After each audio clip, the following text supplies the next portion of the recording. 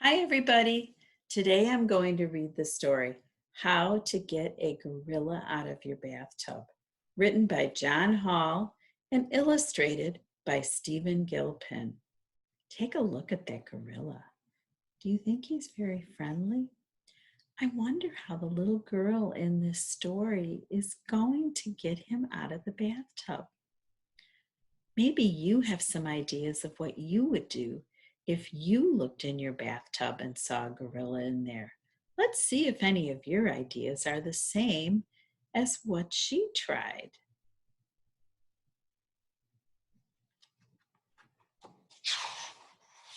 How to get a gorilla out of your bathtub.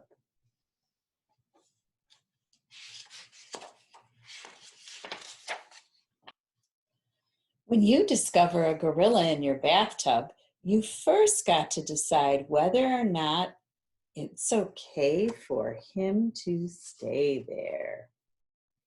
So look at her. She's trying to decide.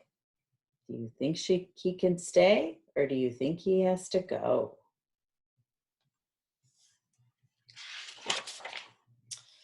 If you're sure your dad will say no, then you simply must find a way to get the gorilla out without hurting his feelings. There's a little tear in his eye because he's sad because the little girl is telling him he has to go.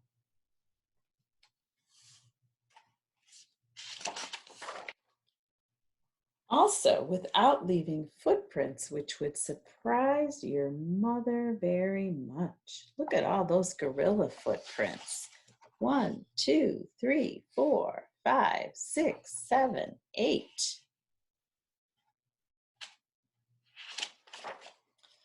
My. But you do have a problem, a big problem. And that is exactly why I wrote this book. You see, I've discovered a gorilla in my bathtub on several occasions, and I have a pretty good idea on how to get one out.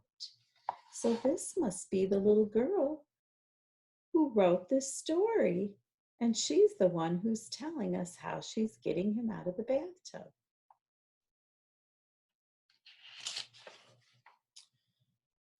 Take a look at this page. Is there anything on there you see that she might use to get the gorilla out? No. Laying a trail of bananas to the door won't work. Gorillas like bathtubs better.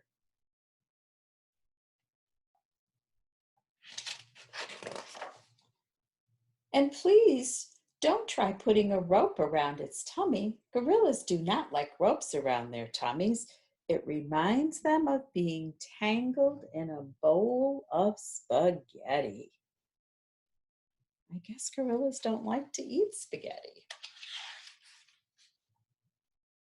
Come now, I can assure you that bringing another gorilla over to play in the backyard is a waste of time.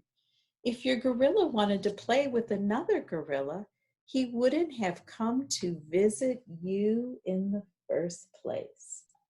I wonder if that window is how the gorilla got into the house.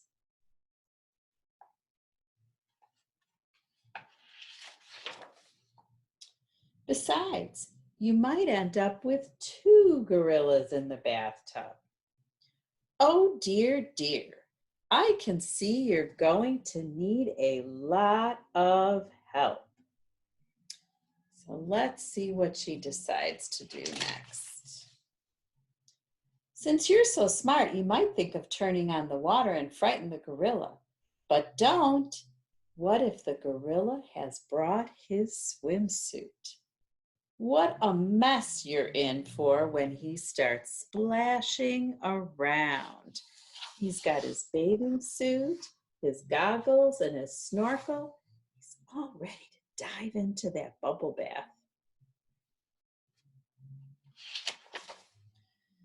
Now, you could order another bathtub and have it delivered to the front yard and hope that the gorilla will switch. There's Bill's bathtub. They're delivering the bathtub. But how will you explain that to the neighbors?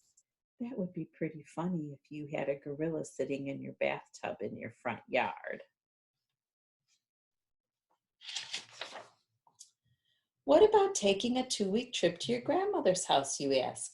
Maybe the gorilla will get lonely and go home. Good idea, but then he might just follow you and get into your grandmother's bathtub instead. I wonder if a gorilla could really drive a car.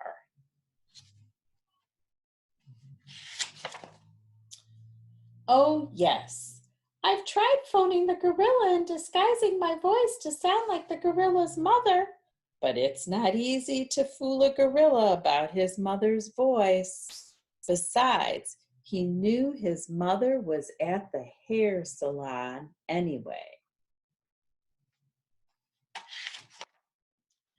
My dear friend, please try not to be frustrated. Frustrated means to get upset about something because you can't find the answer out. And in this case, the little girl just couldn't get the gorilla out of the bathtub. If the gorilla is still in your bathtub, I should like to tell you that the very best way to get him out is simply to say, do you know what she's going to say? Gorilla, will you please get out of my bathtub now? And there's the word please, Please.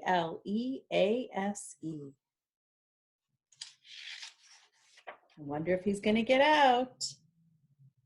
Because gorillas are really very friendly and quite easy to get along with if you just know how to ask properly. And there he goes. He's waving goodbye. She tried so many different ways to get him out. And finally, she just decided to be kind and use good manners and say the word please.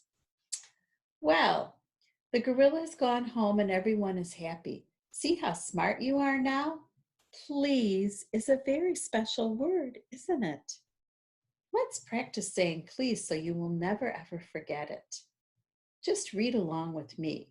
Please hand me the towel. That gorilla dripped all over the place. May I play with the rubber ducky, please? Will you please not sit on the bananas? Will you please say please all the time now? Is it okay if I stop practicing now? Please, I've got it. Want to have some more fun? Walk around your house saying please over and over again, just as fast as you can. Please, please, please, please, please, please, please. I know you're spending a lot of time at home right now, and I want you to think about all the ways you could use the word please when you're asking someone for something. Like, can I have help with my homework, please? May I please have a snack, Mom? Can I go outside and play, please? So I want you to think about all the ways you can use the word please at home. Can you do that for me, please? Bye.